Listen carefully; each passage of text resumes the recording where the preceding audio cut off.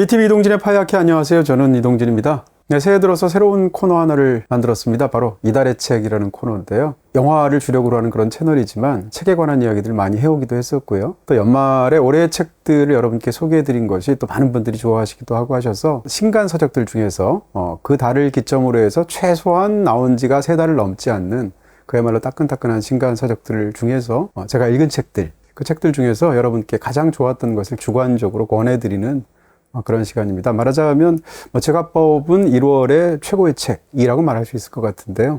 이렇게 정례화해서 1월, 2월, 3월 이렇게 한 달에 한 번씩 여러분께 제가 읽은 그 달의 최고의 책을 추천해드리면서 또 설명해드리는 그런 시간을 맞이하도록 하겠습니다. 네, 이 책들을 고를 때 저희가 영화를 고를 때도 항상 저희 채널에서 그렇게 하는 것처럼 사실 BTV 이동진의 파이아키아라는 저희 채널에서는 경제적인 협찬을 받는다거나 이런 방식으로 전혀 제작하고 있지 않은데요.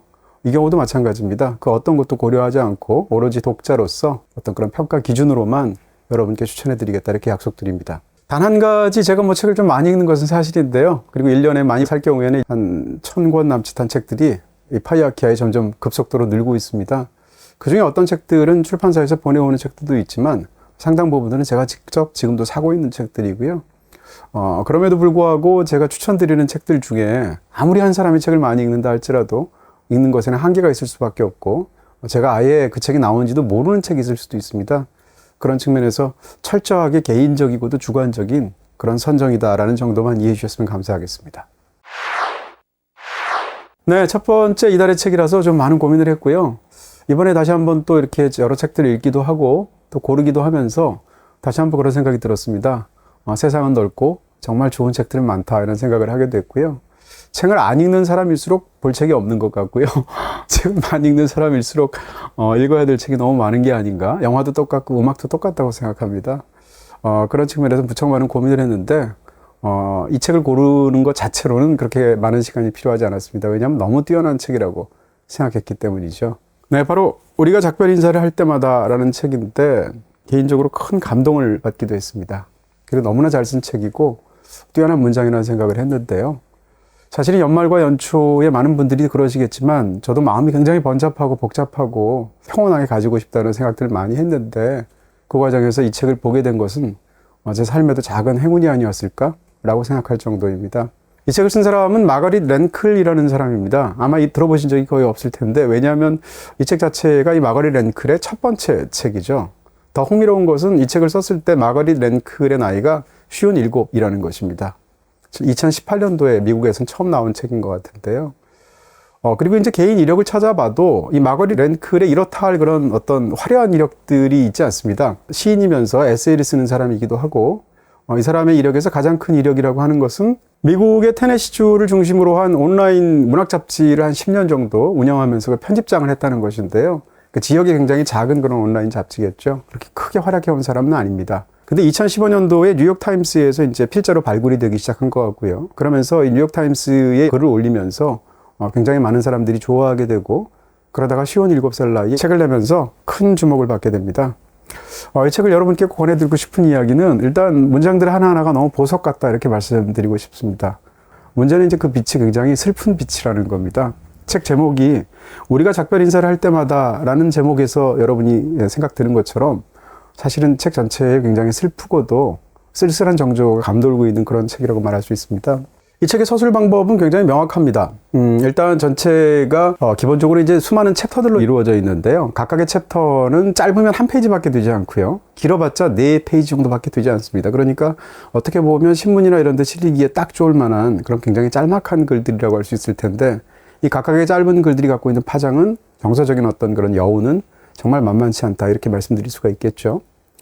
이 책의 구성은 기본적으로 이 두 가지가 교대로 서술되도록 되어 있는데 한 가지는 바로 이 책을 쓰게 된 이 마거릿 랭클이 어려서부터 겪었던 자신의 유년기 때부터의 기억부터 가장 최근에 아이를 낳고 또 활동을 하고 이러면서 느꼈던 모든 것까지 자기 삶을 채웠던 구석구석의 어떤 그런 에피소드들을 적어내는 어떻게 보면 수많은 작은 사건들로 모아낸 그런 자기 삶의 이야기라고 말할 수 있습니다.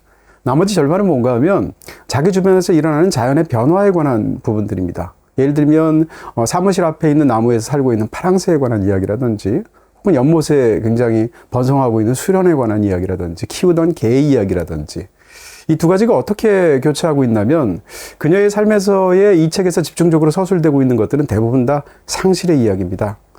사람이 살면서 이제 주변에 사랑하는 사람들을 하나씩 떠나보낼 수밖에 없을 텐데 부모님일 수도 있고 할머니 할아버지일 수도 있고 또 더 운 나쁘게는 뭐 자신의 형제라거나 자식일 수도 있겠죠. 그런 경험들 같은 것이 책 속에서 그야말로 세밀하고도 예리하고도 아픈 그런 문장들로 기록이 되어 있습니다. 근데 흥미로운 것은 나머지 절반을 채우고 있는 자연에 관한 이야기에서 그 자연에 관한 이야기들도 역시 상실에 관한 수많은 테마들로 짜여진 그런 이야기를 묘사하고 있고 본인이 직접 관찰한 이야기를 쓰고 있는데 문제는 자기 개인사에서 드러났던 그 수많은 비극들과 그런 슬픈 이야기들이 이 자연을 다루는 이야기 속에서 그야말로 부분 집합을 이루는 방식으로 책이 서술된다는 것입니다. 그러니까 굉장히 마음이 아프거나 미소 짓게 만드는 누구의 삶에나 있을 법한 마거리 랭클에게도 있었던 그런 수많은 사건들이 이 책 속에서 이제 파노라마처럼 펼쳐지게 되는데 이것이 거대한 자연의 시선으로 보면 자연의 거대한 섭리와 순환의 일부라는 것이죠. 그렇게 생각해서 어떻게 보면 자기 아픈 기억들을 더듬는 그런 예민한 촉수 같은 것이 이 책에도 작용하고 있지만 다른 한편으로는 그로부터 훨씬 더 멀리 떨어져서 바라보는 그런 넉넉한 관조 같은 것도 있는 그런 멋진 책이라고 말할 수 있을 것 같습니다.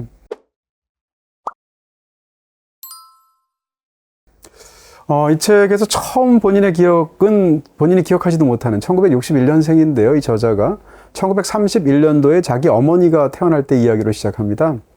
그것을 외할머니가 너희 엄마가 태어날 때 이랬단다라고 말해준 이야기를 기록하면서 처음 시작하는데요. 흥미로운 것은 이 책의 첫 페이지를 넘기게 되면 모기의 가계도를 아예 독자들을 위해서 앞부분에 정리하고 있다는 것이죠. 그렇게 어머니가 태어나던 무렵의 이야기를 외할머니부터 들은 것부터 시작해서 본인의 어린 시절로 넘어가게 되는데요. 이 속에서 무조건 슬픈 이야기만 있는 것은 아닙니다. 대표적으로 굉장히 마음 따뜻했던 어떤 그러면서 미소를 지었던 이야기가 있는데 어린 시절에 여동생과 함께 같은 방을 썼었다는 거죠. 그래서 방에서 이제 같이 자는데 이 지은이가 9살 때 이야기입니다. 어린 여동생이 밤마다 이야기를 해달라고 조르는 거죠. 언니 입장에서 얼마나 그게 귀찮고 짜증이 날 수도 있는 일이겠죠. 너무 졸려 죽겠는데. 그래서 어느 날은 이야기를 해달라고 했을 때 옛날에 어떤 여자애가 있었는데 그 여자애가 언니한테 이야기를 해달라고 했는데 언니가 너무 피곤해서 그만하자고 하니까 애가 이야기를 해달라는 것을 중지하고 그냥 잤단다 라고 이야기를 해줬다는 거죠. 그러면 이제 아이가 알아듣고 그만 본인을 괴롭히게 만들 거라고 생각을 했기 때문인데요. 근데 아이는 지치지 않고 여동생이 언니 보고 더 긴 이야기를 해달라고 합니다. 더 이상 할 얘기가 없어지니까 언니가 뭐라고 말하냐면 긴 이야기 생각해 볼게 라고 생각하다가 그냥 잠이 들어버렸다는 거죠. 그러다가 시간이 지났는데 동생은 언니가 이야기해 줄 것만 계속 기다리고 있는데 그 순간 엄마가 나타납니다. 그래서 엄마가 나타나서 둘째한테 아니 뭐하니 언니는 이제 일어나서 아침에 학교도 가야 되는데 너는 학교도 안 가지만 언니 자야 되니까 너도 빨리 자. 언니 벌써 자고 있잖아 라고 얘기를 해주죠. 근데 여동생이 이런 말을 했다는 거죠. 엄마 언니 자고 있는 거 아니야? 몰라서 그러는데 이야기 지금 생각하고 있는 거야 라고 이 어린아이가 말을 했다는 건데 이 이야기는 이 동생에 관한 굉장히 재밌는 기억으로 이 언니는 자고 있었기 때문에 기억할 수가 없는 거죠. 그 이야기를 수도 없이 반복해서 엄마가 해줬답니다. 근데 이 이야기를 이제 보면서 굉장히 재미있기도 하고 또 미소가 지어지는 그런 경험이기도 하죠. 어린 시절에 이 저자가 자기의 어떤 어린 시절의 사진을 보게 되면 자기가 아기였을 때 기억은 하지 못하지만 할아버지 할머니일 수도 있고 또는 어머니 아버지일 수도 있는데 자기를 마치 가운데 있는 태양처럼 이렇게 둘러싸서 자기를 지켜보고 있는 사진의 구도가 무척이나 흥미스러웠다는 겁니다. 처음에는 본인이 태양이고 둘러싼 사람들이 행성처럼 보였지만 이제는 자기가 깨닫게 되었다는 거죠. 자기가 태양이었던 것은 어렸을 때 맞는데 그 주변에 있었던 부모님이나 조부모님들은 행성이었던 것이 아니라 바로 우주였다 라는 이야기로 그 이야기를 끝내고 있습니다. 이럴 정도로 이제 굉장히 시각을 넓혀주기도 하고 따뜻하기도 한 이야기들도 많은데요. 그럼에도 불구하고 이 속을 채우고 있는 것은 기본적으로 상실의 이야기입니다. 특히 이제 어머니와 아버지가 돌아가셨을 때 이야기가 아주 자세하게 나오고 있는데요. 예를 들어서 주인공은 평생 이 책의 대부분의 그 이야기들이 20대 초중반까지 미국 남부의 시골이라고 말할 수 있는 엘라바마주 그리고 테네시주의 경계를 벗어난 적이 없습니다. 그러다가 대학원 진학을 위해서 처음으로 필라델피아를 가도록 되어 있는데요. 처음 그렇게 고향 시골 마을을 떠나서 대도시로 가게 되니까 적응이 너무 안 되는 거죠. 너무 외롭기도 하고 우울증 때문에 심지어는 자기가 지내고 있었던 방에서 생쥐 한 마리를 치토스로 길들이기까지 했다는 건데요. 생쥐랑 친해지는 것으로서 외로움에서 벗어나기 위해서. 그러다가 크리스마스 시즌이 됐다는 거죠. 보통 일반적으로는 이렇게 시골에 자기 고향이 있을 경우에 크리스마스가 되기 훨씬 전에, 예를 들면 추수감사절이라든지 그때를 전후해서 고향을 향해서 가기 마련인데, 그 해에는 너무나 이 숙제들도 많고 해야 될 일이 많아서 그 시기를 놓쳤다는 거죠. 그래서 크리스마스 직전이 됐는데 그제서야 고향에 가보려고 하니까 이미 뭐 철도표, 그 기차표 같은 것이 다 팔리고 없었고요. 본인에겐 차도 없고, 그 상황에서 장기간 버스 여행을 해야 되는데 이것은 도저히 엄두도 나지 않고 마음은 심하게 그 고독감과 우울 때문에 가라앉았다는 거죠. 그래서 집으로 전화를 걸었는데 아버지가 굉장히 소음이 많았던 그 유선전화로 전화를 받았다는 겁니다. 근데 아버지가 전화를 받으니까 울음을 터뜨리면서 아버지 못 가요. 올겨울에는 못 가는데 너무너무 외롭다라는 식으로 말하니까, 아버지가 올 수 있다라고 말하니까 주인공이 너무 늦었어요 라고 대답을 하게 되죠. 그러니까 아버지가 굉장히 일생일대에 남는 어떤 말을 하게 되는데, 그 말이 뭔가 하면, 너는 언제나 집에 올 수 있단다. 서로 네가 나중에 어떤 개자식하고 결혼을 해서 문제가 생겼다 할지라도 그 개자식을 두고 언제든 집에 올 수 있단다 라고 말을 해줬다는 겁니다. 그 이야기를 듣고 나서 주인공은 무려 26시간이 걸리는 버스 여행 끝에 고향으로 돌아온 것으로 그 이야기가 끝나게 되는데요. 처음 그 이야기를 들었을 때는 네가 어느 순간 힘들더라도 고향으로 돌아오게 되면 네 자리가 항상 마련되어 있다는 어떤 든든한 버팀목으로서의 아버지의 이야기라고 그 대답을 기억했었다는 거죠. 근데 나중에 생각해 보니까 그 말은 사실은 아버지가 갖고 있었던 그리움의 표현이었다라는 이야기까지 나오게 됩니다.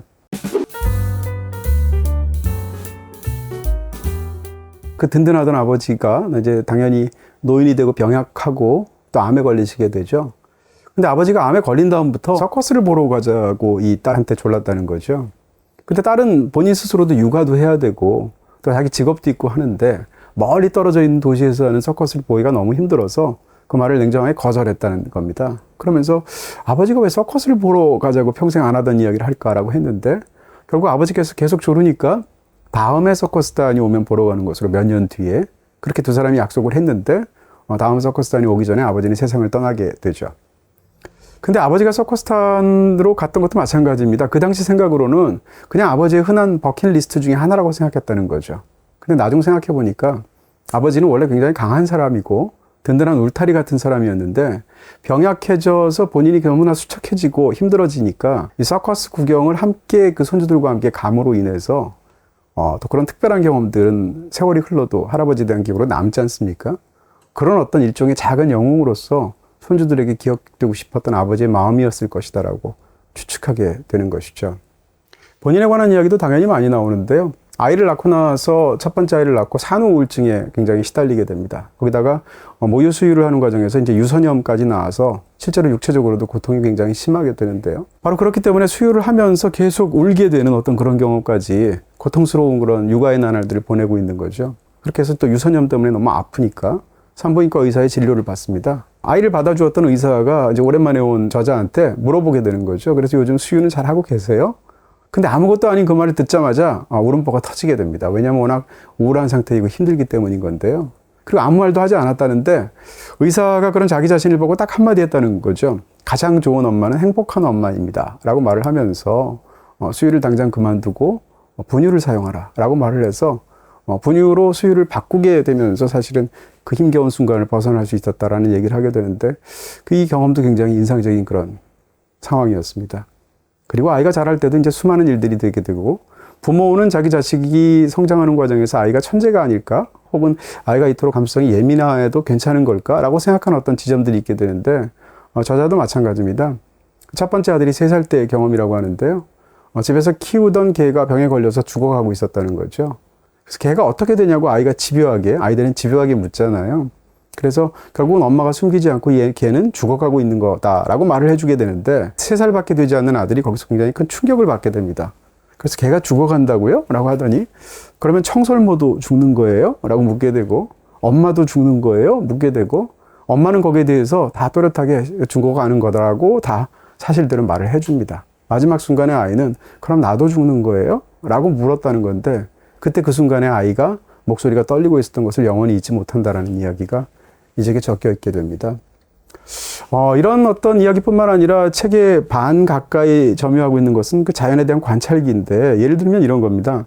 사무실 바로 앞에 그 어떤 나무가 있었고 거기에 파랑새 둥지가 있었다는 거죠. 자세히 관찰하니까 파랑새 둥지에 이제 파랑새 알들이 있어서 조금 있으면 새끼들이 부화되겠구나 라고 생각을 했다는 건데 유심히 관찰했는데 며칠 뒤가 되어서 보니까 이 알들이 전부 다 없어졌다는 거죠. 사람이 거기에 접근할 수 있는 어떤 통로가 있거나 그런 어떤 정황이 있었던 것은 전혀 아님에도 불구하고 그래서 주변에 뭐 동물학자라든지 혹은 조리에 관해서 어떤 물건들을 파는 가게라든지 이런 데 가서 물어보게 됩니다. 둘 중에 하나였다는 건데요. 하나는 뱀이 알을 먹었거나 아니면 텃새가 유독 심한 그 지방에 흔했던 집 굴뚝새가 공격을 해서 알을 아마 깨트려서 죽였을 것이다 라는 추측이었던 거죠. 이 책의 저자는 그런 집 굴뚝새의 공격이나 뱀의 공격으로부터 막기 위해서 둥지를 이렇게 보호하는 장치들을 만들게 되는데 근데 이 책이 참 훌륭하기도 하고 이 책에서 참 쓸쓸하기도 한 부분들이 바로 이런 건데요. 이 책을 쓴 저자는 집 굴뚝새의 노래하는 소리를 너무너무 좋아한다는 것이죠. 그러니까 자연 속에는 가해자가 따로 있고 피해자가 따로 있어서 피해자를 보호하는 것으로 모든 것이 끝나는 일은 아니라는 것이고요. 집 주변에 있는 연못에서 이제 수련이 굉장히 연못을 뒤덮고 있는데 그 자체는 아름답지만 수련이 번성하기 때문에 그 연못은 죽어가고 있다는 것입니다. 햇빛을 차단해서. 그래서 결국은 수련이 늘어가면 늘어갈수록 그 연못은 점점 죽어가고 그 안에서의 어떤 물고기라든지 거북이라든지 개구리들은 점점 살 수 없는 곳이 된다는 건데 아이러니하게도 마치 그 집 굴뚝새의 노랫소리처럼 역시 그 수련도 굉장히 아름답고 향기롭다라는 것이죠. 이런 식으로 양쪽 모두를 짚는 자연의 아이러니 혹은 섭리 속에서 이 모든 인간사의 비극들을 조망해내기도 합니다. 야, 나 인터넷 고장났다. 잘 이해하지 아니, 못했어요. 인터넷 안 된다고. 잘 이해하지 못했어요. 계속 끊긴다고. 잘 이해. 에이, 바보야. 지금까지 만난 챗봇은 내 마음도 몰라주는 바봇. 이제 비월드의 챗봇 챗비가 해결해드릴게요. 인터넷과 셋톱박스에 문제가 생겼나요? 원격으로 세밀하게 진단해 해결해드릴게요. 문제가 아직 해결되지 않았다면 쉽게 따라할 수 있는 조치 방법을 영상으로 안내하거나 서비스 매니저 방문 신청도 도와드려요. AI 챗봇 챗비를 지금 비월드에서 만나보세요. 이 책의 제목은 우리가 작별 인사를 할 때마다입니다. 한국에서 붙은 따로 출판사에서 붙인 제목인 것 같은데 굉장히 잘 붙였다는 생각이 들고요. 우리가 작별 인사를 할 때마다라는 말 뒤에 어떤 말이 붙어 있을까라는 건데 이 책을 읽어보면 이것은 엘라 피츠제럴드의 노래 가사입니다. 뒤에 붙어 있는 말은 나는 조금씩 죽어가요입니다. 그러니까 우리가 작별 인사를 할 때마다 삶에서 누군가와 떠나보낼 때마다 나는 내부에서 조금씩 죽어간다는 굉장히 슬픈 가사인데 흥미로운 건 엘라 피츠제럴드의 노래를 틀면서 부모님이 항상 거실에서 춤을 췄다는 겁니다. 엄마는 그때 맨발이었고 아빠는 신발을 신고 있었는데 어린 마음에 저러다가 아버지가 춤추다가 엄마 발을 밟으면 어떠나 라고 생각을 했지만 한 번도 그런 일은 없었고 두 분은 능숙하게 맨발과 신발을 신은 발로서 이 노래에 맞춰서 춤을 췄다는 거죠. 역시 삶에서 벌어지는 수많은 일들의 양면적인 측면을 짚는 그런 에피소드처럼 보이기도 하는데요. 이 책의 원제는 late migrations라는 겁니다. 그러니까 늦은 이주라고 할 수 있을 것이고 또 부제는 사랑과 상실의 자연사 natural history라는 부제가 붙어 있습니다. 제목만 봐도 이 상실에 관한 이야기가 많을 것이다라는 거 우리가 눈치챌 수 있을 텐데요. 이 책 속에는 바로 이 late migrations라는 글도 있습니다. 거의 끝부분에 붙어 있는데 그 이야기도 무척이나 흥미롭습니다. 그러니까 이 이야기 속에서 다루고 있는 것은 무엇인가 하면 제왕나비라는 것인데요. 북미에서 사는 제왕나비는 20년 전만 하더라도 무려 한 10억 마리 정도로 추산이 됐답니다. 근데 환경 변화라든지 많은 어떤 여러 가지 적대적인 어떤 그런 환경이 조성되어서 이 나비한테 제왕나비는 지금은 9,300만 마리밖에 없게 격감이 되었다는 얘기인데요. 그런데 흥미롭게도 이 제왕나비는 겨울을 나기 위해서 마치 철새처럼 멕시코로 날아간다는 거죠. 근데 나비라는 것이 인생이 그렇게 삶 자체가 그렇게 길지 않지 않습니까? 그러니까 겨울이 다가오면 10월, 11월이 되어서 북미를 떠나서 미국 남부를 떠나서 멕시코로 가는 그 나비는 겨울을 지나서 영원히 돌아올 수 없죠. 왜냐하면 그 사이에 생명이 짧아서 죽게 되니까. 다시 말하면 겨울을 나기 위해서 이주를 하는 것은 다음 세대를 위한 거죠. 몇몇 뒤의 세대를 위해서 이주를 하는 것인데 근데 이런 나비들 중에서도 철새들이 그렇듯이 뒤늦게 이주를 시작하는 나비들이 있다는 거죠. 여러 가지 사정으로.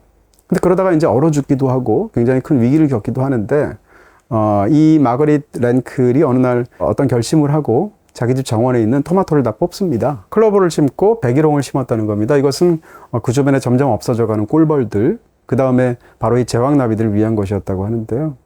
아니나 다를까 유달리 따뜻했던 어떤 11월 달이었는데 자기가 이렇게 조성했던 백일홍 밭에 많은 제왕나비들이 앉아있는 것을 굉장히 경이로운 시선으로 바라보는 것이 거의 끝부분에 묘사가 되어 있습니다. 그리고 이 책의 마지막 챕터는 딱 한 장짜리입니다.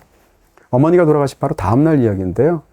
어머니가 돌아가셔서 다음날 아침이 되니까 슬픔 속에서 뭘 먹고 싶은 심정이 전혀 되고 있지 않죠. 아직 거기서 깨어나지 못한 상황이니까.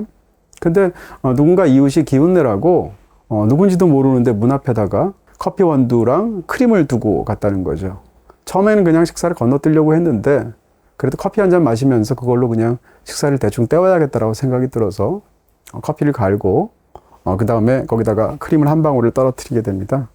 근데 크림을 딱 한 방울만 떨어뜨렸을 뿐인데 거의 화산이 폭발하는 것처럼 놀라운 속도로 거품이 생겨서 커피 전체를 뒤덮었다는 것이죠. 그걸 보면서 그렇게 어머니 혹은 아버지 혹은 자기 주변에 사랑하는 누군가가 하나씩 둘씩 떠나가게 되지만 결국은 또 다른 어딘가에서는 지금 폭발하는 것 같은 그런 생명력으로 그 다음 삶들이 이어지는 것이 아닌가를 상상하면서 이 책은 끝나게 되는 것입니다. 연말과 연초에 뭐 슬픈 일을 겪으신 분들 혹은 그런 일이 없더라도 사실은 삶에서 누군가를 떠나는 보내는 일들은 우리 삶에서 있을 수밖에 없는 일들인데요.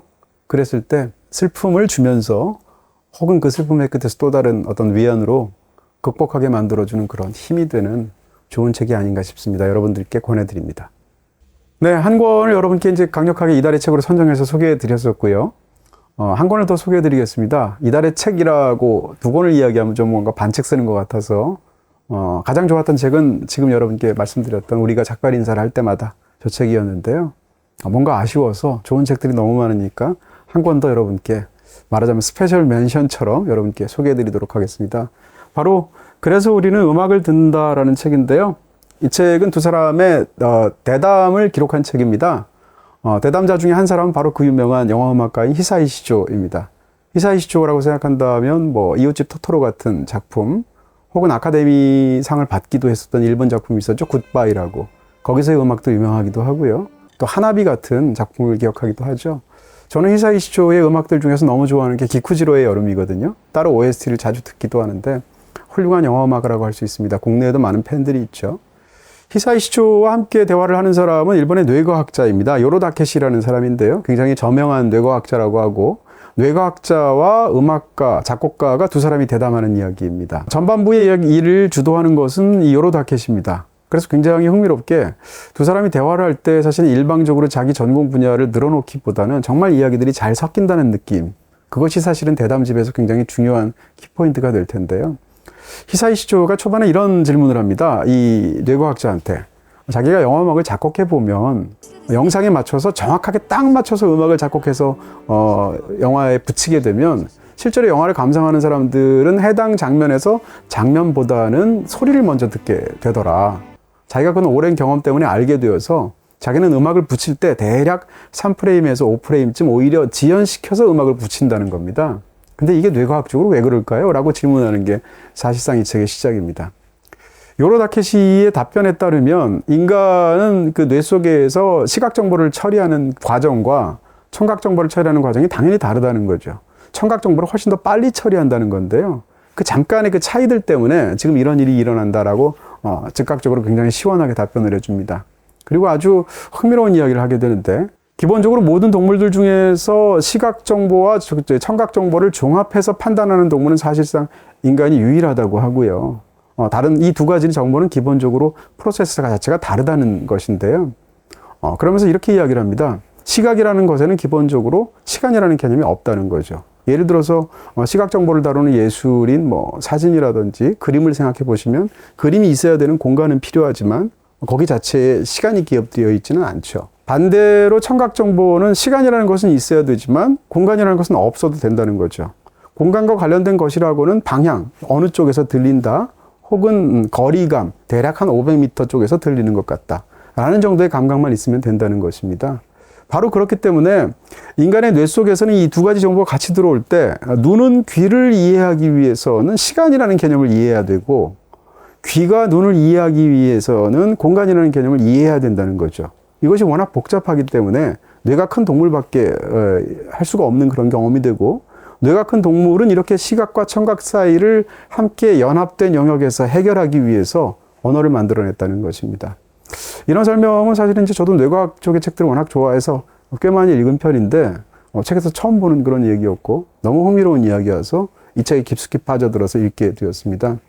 책의 중반부쯤 되면 히사이 시조가 음악 이야기를 하면서 그 전까지는 질문자의 위치에서 벗어나서 본인의 이야기를 적극적으로 하면서 책이 훨씬 더 재밌어집니다.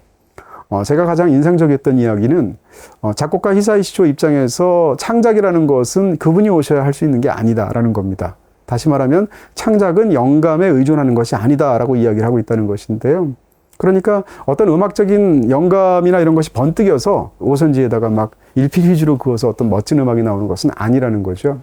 아이디어라는 것은 기본적으로 있는데 창작에서 훨씬 더 중요한 것은 작곡에서 그 아이디어를 구조적으로 유기적으로 구축하는 과정이 훨씬 더 중요하다고 말을 하고 있고요. 그런 면에서 작곡은 천재의 산물이 아니라 노력하는 그런 성실한 사람의 직업적인 어떤 그런 완성도와 관련이 있다라는 이야기를 하고 있습니다. 그러면서 감정에 의존하는 음악이 반드시 좋은 것도 아니다라고 말을 하는데요. 작곡하지 않은 사람 입장에서 보면 어떤 감정이 차올라야 그것을 작곡으로 바꾼다고 생각하게 되지만 만약에 그렇게 감정에 의존하고 있다면 그 감정이 차오르지 않으면 결국은 작곡을 할 수 없다는 것이고 그렇다면 작곡가는 직업적으로 불가능하다는 얘기겠죠. 왜냐하면 그분이 오셔야만 창작을 할 수 있으니까. 또 한 가지는 감정으로 음악을 만들면 그 음악이 시끄러워진다라는 것입니다. 음량이 크다는 뜻은 아니겠죠. 저도 굉장히 동감이 되는 그런 부분일 텐데 결과적으로 얘기하면 좋은 창작자는 좋은 영감이 그때그때 자기 마음속에 차오르고 감정이 풍부해서 작곡하는 사람이 아니라는 거죠. 제가 자주 쓰는 표현에 따르면 어제 창작했으면 오늘도 창작하고 오늘 창작하면 내일도 창작하는데 그것을 구조적으로 고민하고 형식적으로 고민하는 사람이라는 건데요. 그런 사람이 오로지 좋은 창작을 할 수 있는 것이 아닌가라는 히사이 시조 개인적인 경험을 이야기하고 있습니다. 저는 기본적으로 프로페셔널이라는 것은 자기가 하고 있는 일들을 반복적으로 일정한 수준 이상을 계속 해낼 수 있는 사람이라고 저는 정의하고 있거든요. 그런 측면에서 본다면 프로페셔널로서 히사이 시조가 어떻게 음악을 만드는지를 너무나 잘 이해할 수 있는 그런 좋은 내용들이었습니다. 이런 이야기들 포함해서 기본적으로 음악 이야기를 하지만 음악에만 국한되어 있지 않은 이야기들을 상당히 전문적이고도 그 전문가가 아니면 모르는 그런 이야기들을 더군다나 두 사람이 대화를 하고 있기 때문에 굉장히 쉬운 언어로 다루고 있다는 측면에서 이 책은 더욱 주목할 만한 그런 측면이 있겠죠. 멋진 책입니다. 네, 이달의 책과 또 하나 언급할 두 권의 이런 멋진 책들 여러분께 소개해드리면서 오늘 관련해서 이제 상시를 다룬 훌륭한 영화들이 굉장히 많죠. 특별히 여러분께 추천드리고 싶은 작품은 바로 The Hours라는 영화입니다. 새 배우의 연기가 워낙 뛰어나기도 하고 정말 슬프기도 하고 아주 예민하게 잘 만든 그런 걸작이라고 생각합니다. 여러분께 추천드리고요. 히사이 시조의 음악들 중에서 가장 먼저 저는 떠오르는 게 아까 말씀드린 대로 기쿠지로의 여름입니다. 보고 나면 누구나 다 좋아할 만한 어떻게 보면 폭력적이지 않은 굉장히 예외적인 기타노 다케시 영화라고 말할 수 있을 것 같은데요. 이 두 편의 작품 여러분께 추천드리겠습니다. BTV에서 보실 수 있습니다. 네, 이렇게 이달의 책 베스트 첫 번째 시간을 마치겠습니다. 2월 달에도 또 다른 멋진 책으로 여러분께 찾아오도록 하겠습니다. 감사합니다. 영상 재밌게 보셨나요? 여기 클릭하시면 제작에 큰 도움이 됩니다. 안녕!